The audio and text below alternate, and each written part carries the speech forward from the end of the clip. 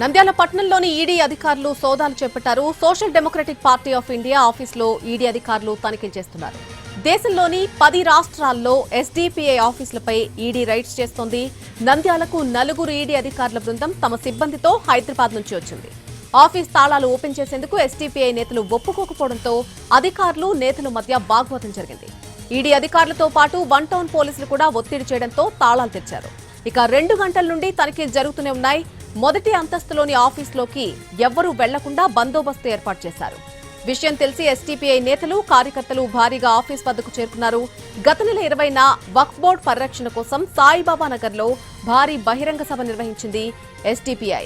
నిన్ననే STPI chief MK ఫైజీని arrest చేశారు. ఈ నేపథ్యంలోనే దేశవ్యాప్తంగా ఆ సంస్థ ఆఫీసులపై ఎన్ఫోర్స్మెంట్ డైరెక్టరేట్ రైడ్స్ జరుగుతోంది. పాపులర్ ఫ్రంట్ ఆఫ్ ఇండియాకు రాజకీయ విభాగంగా ఉంది ఎస్టీపీఐ. గతంలోనే పీఎఫ్ఐని నిషేధించింది భారత ప్రభుత్వం.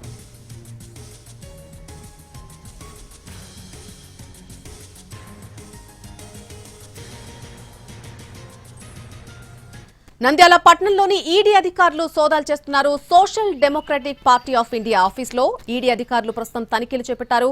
ఈ తనిఖీలకు సంబంధించి పూర్తి అప్డేట్ మా ప్రతినిధి చంద్రశేఖర్ అందిస్తారు. చంద్రశేఖర్.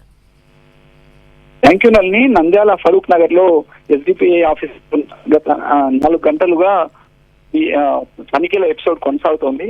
హైదరాబాద్ నుంచి దాదాపు 12 మంది అధికారులు నంద్యాలకు వచ్చి ఫరూక్ నగర్ లోని ఎస్డిపిఐ ఆఫీస్ కు వెళ్లారు. అక్కడ తనిఖీ చేయాలని ప్రయత్నిస్తే అందుకు ఎస్డిపిఐ నేతలు కార్యకర్తలు అడ్డుకున్నారు. తాళాలు ఇవ్వడానికి కూడా నిరాకరించారు. ఈ నేపథ్యంలో స్థానిక పోలీసులు జోక్యం చేసుకుని ఎస్డిపిఐ అధికారులను సోదాలు చేసేందుకు లోపలికి పంపించేందుకు సహకరించారు.